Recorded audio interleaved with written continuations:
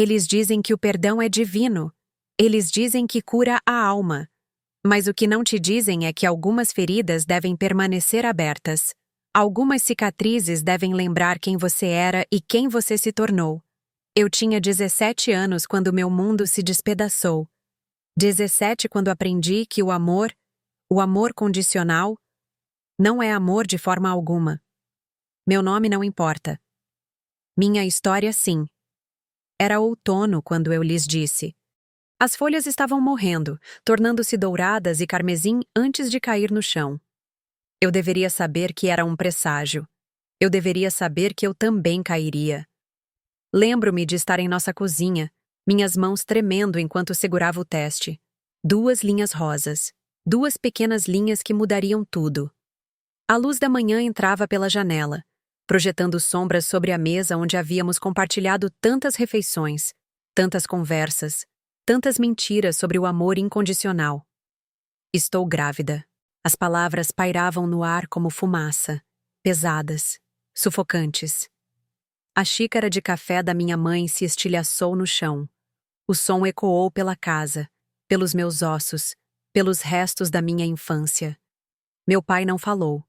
Ele apenas me olhou com olhos que um dia tiveram calor, agora frios como pedra de inverno. O silêncio se estendeu. Minutos, horas, anos. Finalmente, ela falou. Minha mãe. A mulher que havia trançado meu cabelo, cantado canções de ninar para mim e me prometido o mundo. Você nos desonrou. 4 palavras. 4 palavras que cortaram mais fundo do que qualquer lâmina poderia. 4 palavras que cortaram o cordão entre a menina que eu era e a mulher que eu me tornaria. Você tem 24 horas para sair. Esperei que meu pai protestasse, que me defendesse, que fosse o homem que eu pensava que ele era. Mas ele apenas ficou ali, seu silêncio mais condenatório do que qualquer palavra poderia ser. Naquela noite, deitei na cama da minha infância pela última vez. As paredes estavam cobertas de fotos de festas de aniversário, conquistas escolares, férias em família. Tudo sem sentido. Tudo mentira. Embalei o que podia carregar. Algumas roupas.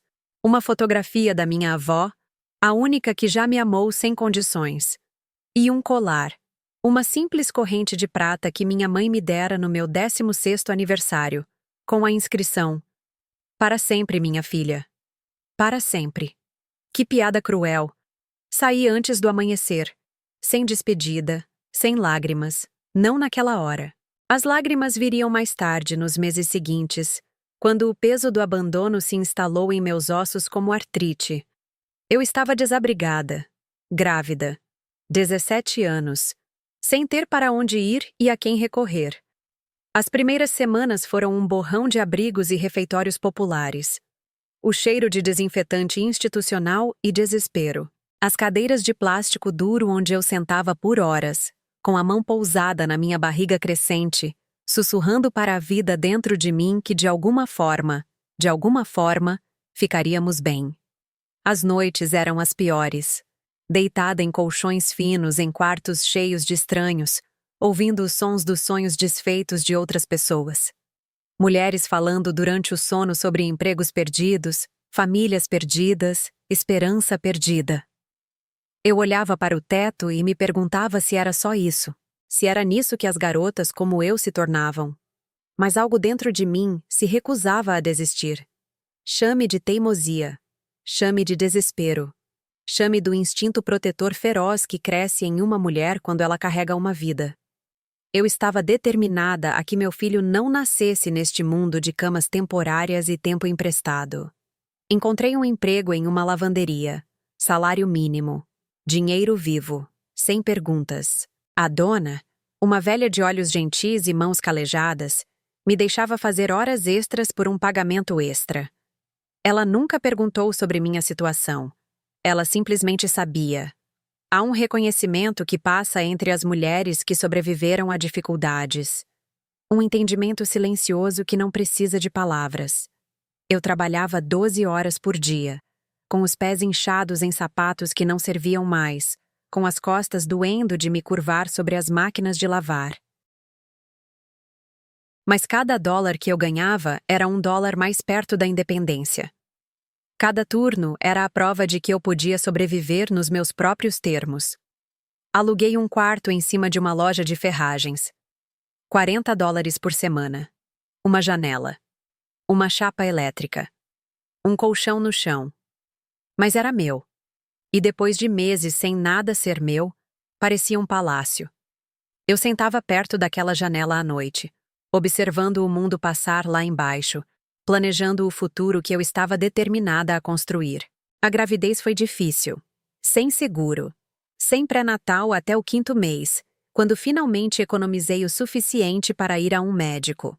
Lembro-me de estar sentada naquela clínica, cercada por mulheres com alianças de casamento, maridos e sistemas de apoio, sentindo-me como um fantasma entre os vivos. As outras futuras mães conversavam sobre chás de bebê e decorações de quarto de criança, enquanto eu calculava quantos mais turnos precisava para comprar um berço. Mas eu sobrevivi. Nós sobrevivemos. Minha filha e eu. Ela nasceu em uma terça-feira chuvosa de março.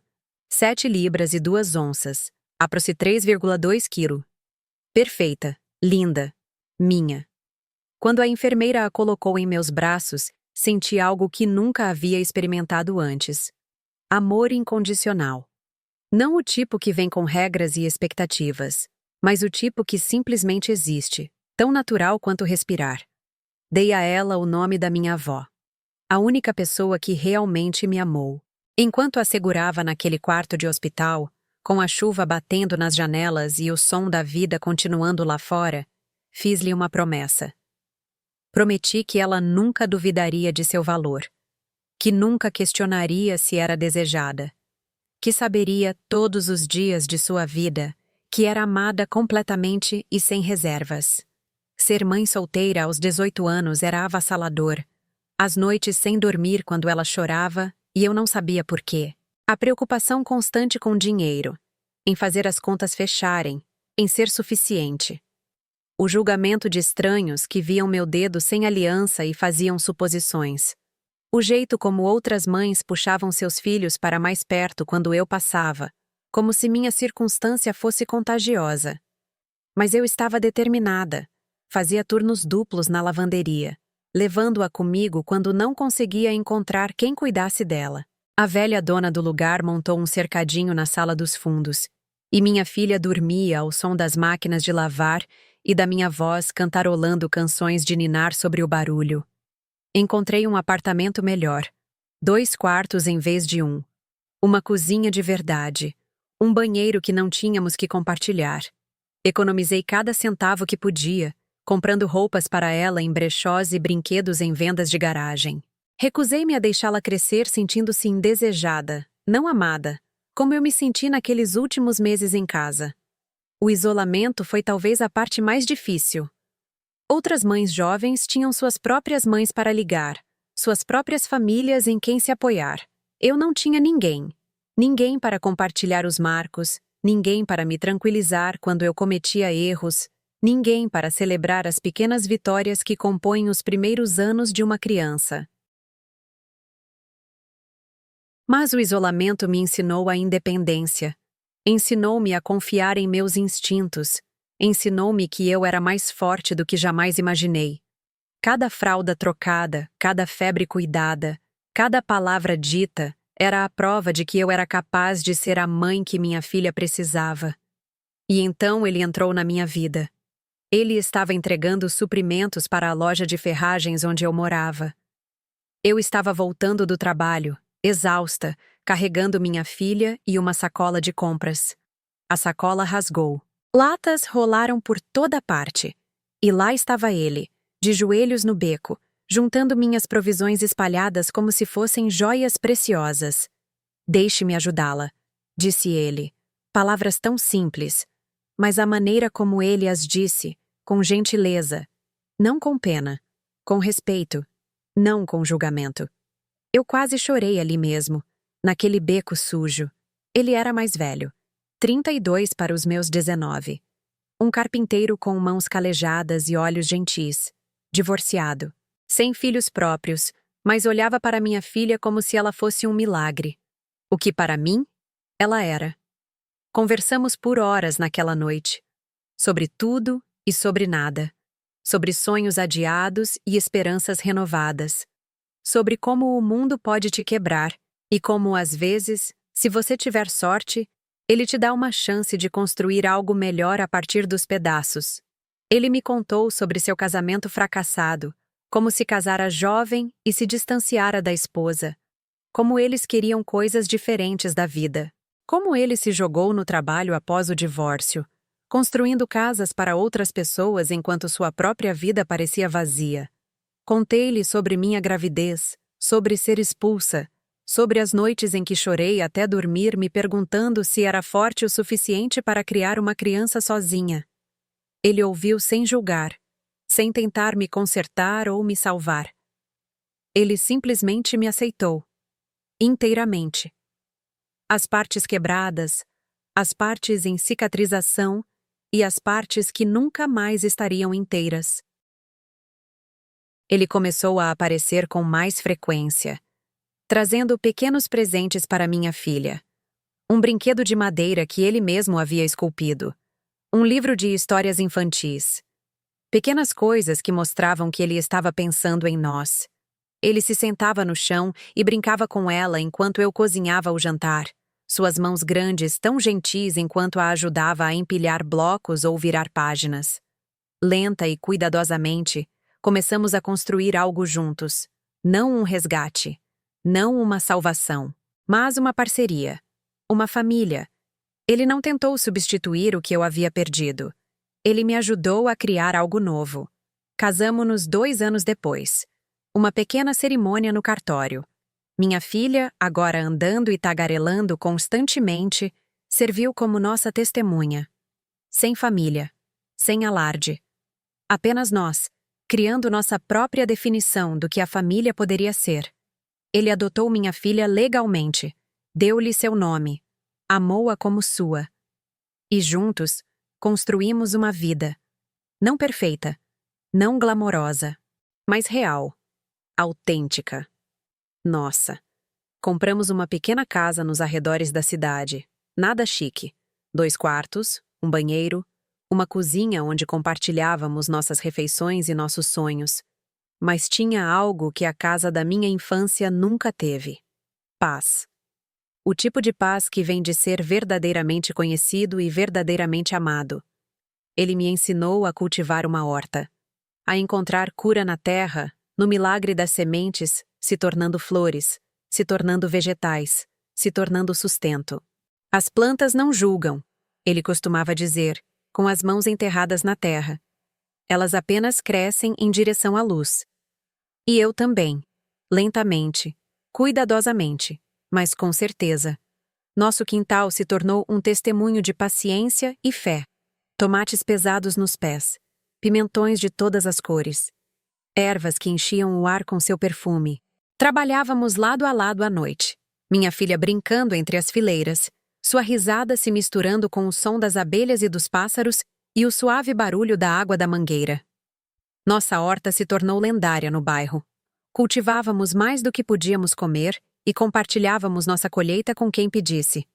E às vezes com aqueles que não pediam, mas claramente precisavam. A senhora idosa ao lado que vivia com uma renda fixa. O jovem casal que lutava para chegar ao fim do mês. A família de imigrantes que falava pouco inglês, mas cuja gratidão não precisava de tradução. Foi assim que a horta comunitária começou. Não foi planejada. Não foi organizada. Simplesmente aconteceu. Como todas as melhores coisas da vida. Encontramos um terreno abandonado no centro da cidade. Coberto de mato e cheio de cacos de vidro. Mas ele viu potencial onde outros viam degradação. Falamos com a prefeitura. Conseguimos as licenças. Recrutamos voluntários. No primeiro dia em que começamos a limpar o terreno, apenas 3 pessoas apareceram. No final do verão, tínhamos 40 voluntários regulares, famílias, idosos, imigrantes que cultivavam os vegetais de sua terra natal. Mães jovens como eu tinha sido, lutando para sobreviver. Não fazíamos perguntas. Apenas os recebíamos de braços abertos e mãos sujas. Fornecíamos sementes, ferramentas e conhecimento. Mas, principalmente, fornecíamos pertencimento. Um lugar onde as pessoas podiam se unir e criar algo bonito a partir de algo quebrado. A horta cresceu. Canteiros elevados cheios de vegetais. Árvores frutíferas plantadas com a esperança de colheitas futuras. Uma pequena estufa construída com janelas recuperadas. Bancos onde as pessoas podiam sentar, conversar e lembrar como era fazer parte de algo maior do que elas mesmas. Minha filha cresceu naquela horta. Aprendeu a ler sentada debaixo da nossa macieira. Aprendeu a ter responsabilidade cuidando dos tomates. Aprendeu a compaixão compartilhando nossa colheita com aqueles que tinham menos. Aprendeu que família não é apenas sobre sangue, mas sobre as pessoas que escolhem amar e apoiar umas às outras. E eu aprendi a perdoar. Não a eles, ainda não, mas a mim mesma. Pelas escolhas que fiz, pela inocência que perdi, pela menina que eu tinha sido e pela mulher que me tornei. A horta me ensinou que o crescimento requer luz e escuridão, chuva e sol. Que às vezes as flores mais bonitas crescem do adubo mais rico. Aprendi que a cura não é linear. Que haveria dias em que as velhas feridas doeriam, em que a memória da rejeição ressurgiria inesperadamente. Mas também aprendi que a dor não precisa te definir. Que você pode reconhecê-la sem deixá-la te controlar. Que você pode carregar suas cicatrizes sem deixar que elas se tornem sua identidade. 23 anos. Foi o tempo que tivemos juntos. 23 anos de manhãs tranquilas e jantares compartilhados, e o tipo de amor que não precisa de palavras para ser compreendido. 23 anos vendo minha filha se tornar uma jovem mulher confiante e compassiva. 23 anos cuidando de nossa horta, de nossa comunidade e de nossa silenciosa revolução de bondade. Ele morreu em uma quarta-feira. Ataque cardíaco. Sem aviso. Em um momento estava podando rosas. No seguinte ele se foi. Simplesmente se foi. Eu o encontrei na horta. O rosto pacífico, as mãos ainda segurando a tesoura de poda. Mesmo na morte, ele estava cuidando de algo, ajudando-o a crescer. O funeral estava lotado. Pessoas vieram de todo o condado. Famílias cujos filhos haviam brincado em nossa horta. Idosos que haviam encontrado comunidade em nosso pequeno pedaço de terra. Pessoas que eu nem conhecia, cujas vidas haviam sido tocadas por sua bondade silenciosa. Crianças que aprenderam a cultivar sob sua orientação paciente. Mulheres que encontraram sua confiança na terra que ele as ajudou a cuidar. Homens que descobriram que a força podia ser gentil, que a liderança podia ser humilde. Todos eles se reuniram para homenagear um homem que nunca buscou reconhecimento, que simplesmente viveu sua vida com propósito e amor. Foi então que entendi a verdadeira medida de uma vida. Não na riqueza acumulada ou no status alcançado, mas nos corações tocados, nas mãos ajudadas, no amor compartilhado sem expectativa de retorno. Ele tinha sido rico de todas as maneiras que importavam. Eu tinha 54 anos quando ele morreu. Jovem demais para ser viúva, velha demais para recomeçar. Mas eu tinha aprendido algo naqueles 23 anos. Você não recomeça. Você apenas continua. Com propósito, com intenção, com a memória do amor para te guiar. A horta se tornou meu santuário, minha igreja, minha terapia. Cuidei dela com o mesmo esmero que ele me mostrou todos aqueles anos. E continuei seu trabalho, sua missão, sua silenciosa revolução de bondade. Mulheres começaram a vir a mim. Mulheres jovens. Mulheres assustadas. Mulheres que haviam sido postas de lado, descartadas, esquecidas. Elas vinham porque tinham ouvido falar da mulher que foi expulsa grávida aos 17 anos, e não apenas sobreviveu, mas prosperou. Elas vinham em busca de esperança, de prova de que a vida podia ser reconstruída a partir das ruínas. Eu não as aconselhava, não pregava para elas. Eu apenas ouvia. E quando estavam prontas, colocava uma ferramenta em suas mãos e as levava para a horta. Há algo sobre a terra sob as unhas e o suor na testa que coloca as coisas em perspectiva. Há algo em nutrir a vida que te lembra do seu próprio valor. Algumas ficaram. Algumas partiram. Algumas retornaram anos depois com seus próprios filhos, mas todas aprenderam a mesma lição que eu aprendi: que o crescimento vem de aceitar onde você está e se estender para onde quer estar. Que a cura acontece em pequenos atos diários de autocuidado e autorrespeito. A horta se expandiu, mais terrenos, mais voluntários, mais vidas tocadas. Iniciamos um programa para adolescentes grávidas, sem pregar, sem julgar, apenas provendo. Um lugar para pertencer, um lugar para crescer, um lugar para curar. Oferecemos apoio prático, cuidado infantil durante as reuniões, transporte para consultas médicas, treinamento profissional e serviços de colocação. Mas, principalmente, oferecemos comunidade, o conhecimento de que não estavam sozinhas, que outras percorreram esse caminho antes delas e encontraram a saída.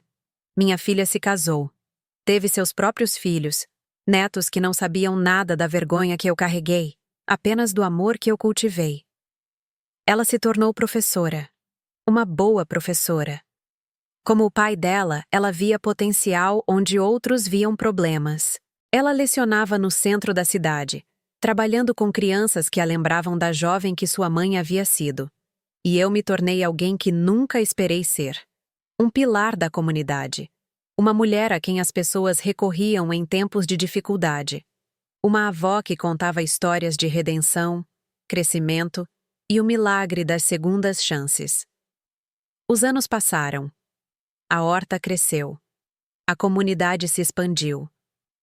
Vi mulheres jovens se transformarem de meninas assustadas em mães confiantes.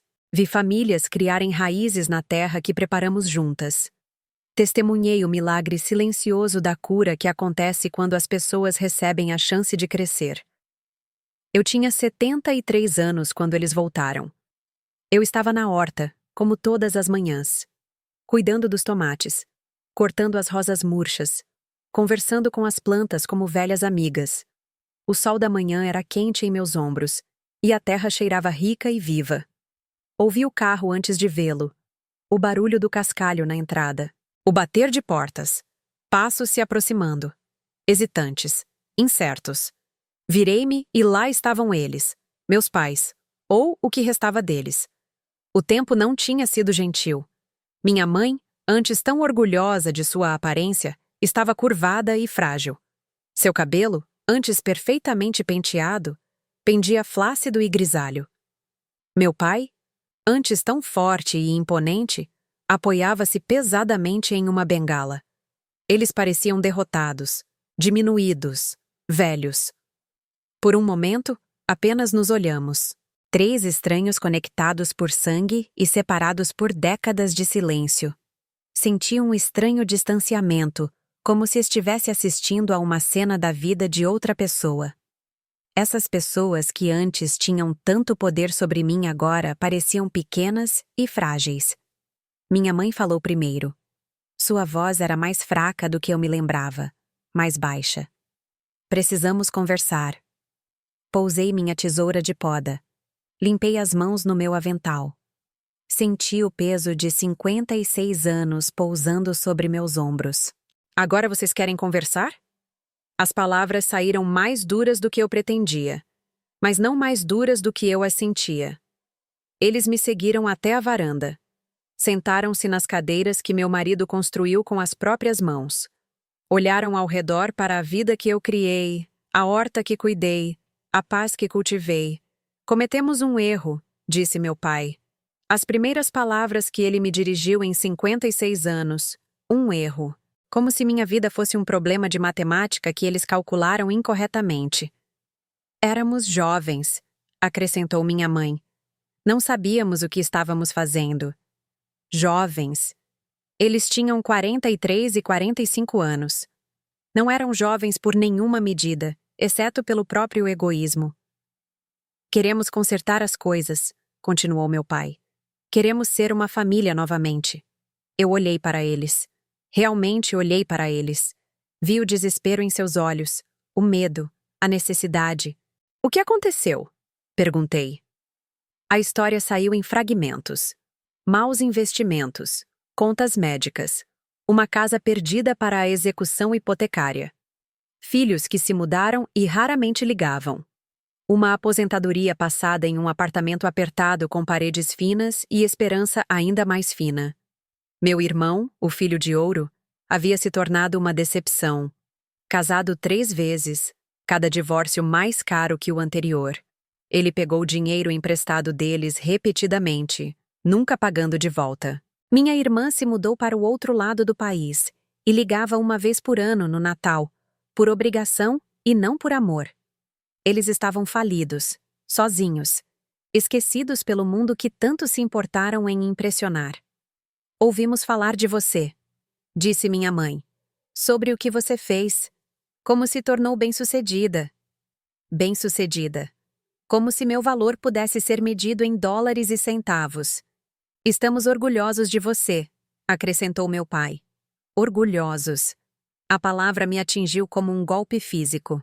Orgulhosos da mulher que tentaram destruir. Orgulhosos da vida que me forçaram a construir sem eles. Orgulhosos da força que inadvertidamente me deram ao tirar todo o resto. Pedi licença. Entrei em casa. Sentei-me à mesa da minha cozinha e chorei. Pela menina que eu fui, pelos pais que perdi, pelas décadas de silêncio e pelo peso das palavras não ditas. Quando voltei, eles ainda estavam lá, esperando, esperançosos. Sentimos muito, disse minha mãe. Sentimos muito mesmo. Por favor, acrescentou meu pai. Precisamos da sua ajuda. Precisamos do seu perdão. Eu olhei para eles. Essas 2 pessoas que me deram a vida e depois a tiraram, que me ensinaram que o amor era condicional e depois se perguntaram por que eu parei de acreditar nele. Eu vou ajudá-los, disse eu finalmente. Seus rostos se iluminaram. Alívio, alegria, a expectativa de absolvição. Mas não do jeito que vocês pensam. Entrei, preparei uma refeição. Sopa de vegetais cultivados na minha horta.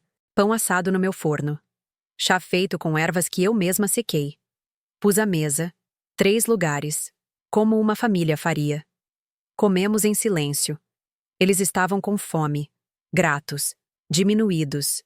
Elogiaram a comida, a casa, a horta. Falaram sobre o quão orgulhosos estavam, o quanto sentiam, o quanto esperavam que pudéssemos ser uma família novamente. Quando terminamos, embalei recipientes de comida, vegetais da horta, conservas da despensa, o suficiente para durar semanas. Isto é o que posso lhes dar, disse eu, entregando-lhes as sacolas. E o perdão? Perguntou minha mãe. Eu olhei para ela. Esta mulher que me carregou em seu ventre e depois me expulsou de seu coração. Perdão não é algo que se possa implorar, disse eu. Não é algo que se possa exigir. Não é algo que se possa ganhar aparecendo 56 anos depois com um pedido de desculpas e de mãos vazias. Mas nós somos seus pais, disse meu pai. Não, respondi. Vocês foram meus pais. Vocês abriram mão desse direito quando me jogaram fora como lixo. Passei 56 anos aprendendo a me perdoar, continuei. A perdoar a menina que engravidou aos 17. A perdoar a mulher que passou décadas se perguntando se era digna de amor. A perdoar a mãe que às vezes se perguntava se era suficiente. Esse perdão é meu. Eu o conquistei. Eu o cultivei. Eu o fiz crescer como tudo o mais na minha horta, com tempo, com paciência, com propósito. Mas o perdão para vocês, isso é diferente. Não cabe mais a mim dá-lo. Isso é entre vocês e o Deus que vocês alegavam servir quando me expulsaram. Isso é entre vocês e a menina que vocês destruíram. Isso é entre vocês e as décadas de silêncio que escolheram em vez do amor. Minha mãe estava chorando agora. Lágrimas silenciosas que caíam como chuva em terra árida. Eu não os odeio, disse eu. Não lhes desejo mal. Continuarei a ajudá-los com comida, com o necessário, com a bondade básica que todo ser humano merece. Mas não lhes darei a absolvição que procuram. Não fingirei que 56 anos de rejeição podem ser apagados por uma tarde de desculpas. Não desonrarei a mulher que me tornei perdoando as pessoas que tentaram destruí-la. Eles partiram naquele dia com sacolas de comida e de mãos vazias. Eles retornam às vezes, mensalmente, pelas provisões que lhes dou, pela bondade que lhes mostro, mas nunca mais pelo perdão que não podem ter. E eu continuo a cuidar da minha horta, a ajudar as mulheres que vêm a mim quebradas e com medo, a amar minha filha, meus netos e meus bisnetos com o amor feroz e protetor que nunca recebi. As pessoas às vezes me perguntam se sou amarga, se estou com raiva, se deixei meu passado definir meu futuro. Eu lhes digo o seguinte: não sou amarga, sou seletiva. Não estou com raiva, sou protetora. Não deixei meu passado definir meu futuro. Deixei meu futuro redimir meu passado. Há uma diferença entre perdoar e esquecer, entre misericórdia e martírio, entre graça e permissividade. Aprendi que algumas pontes devem ser queimadas, algumas portas devem permanecer fechadas, alguns perdões devem ser conquistados, não dados. E aprendi que a palavra mais poderosa na língua portuguesa não é sim, é não. Não ao abuso, não à manipulação, não à exigência de que as vítimas se tornem mártires para o conforto daqueles que as feriram. Tenho 81 anos agora. Meu cabelo é branco como a neve. Minhas mãos estão calejadas por décadas de trabalho na terra. Minhas costas estão curvadas por anos de cuidar dos outros. Mas não estou quebrada. Não estou derrotada. Não estou diminuída. Sou uma mulher que foi expulsa grávida aos 17 anos e construiu uma vida de propósito a partir das cinzas da rejeição. Sou uma mãe que ensinou sua filha que o amor não é condicional. Sou uma avó que mostra aos seus netos que a força não vem de evitar a dor, mas de transformá-la. Sou uma jardineira que sabe que nem todas as sementes devem crescer, que nem todas as plantas devem ser salvas, que às vezes a coisa mais amorosa que você pode fazer é deixar algo morrer para que outra coisa possa viver. Eles dizem que o perdão é divino. Eles dizem que cura a alma. Talvez. Mas eu aprendi que algumas feridas devem permanecer abertas. Algumas cicatrizes devem lembrar quem você era e quem você escolheu se tornar. Eu escolhi me tornar uma mulher que se valoriza, que protege sua paz, que guarda seu amor para aqueles que o apreciam. Eu escolhi me tornar uma mulher que dá tudo, exceto o perdão que vieram implorar. E nessa escolha, encontrei algo mais valioso que a aprovação deles, mais precioso que o amor deles, mais poderoso que o perdão deles.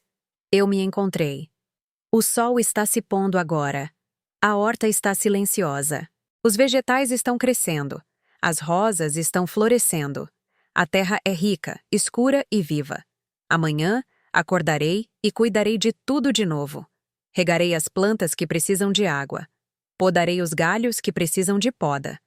Arrancarei as ervas daninhas que ameaçam sufocar o bom crescimento. E continuarei a ser a mulher que escolhi me tornar. Não a filha que eles queriam.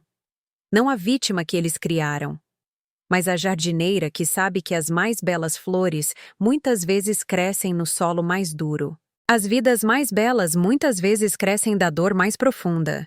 E o perdão mais poderoso às vezes é o perdão que escolhemos não dar. Esta é a minha história. Esta é a minha escolha. Esta é a minha vida. E é suficiente.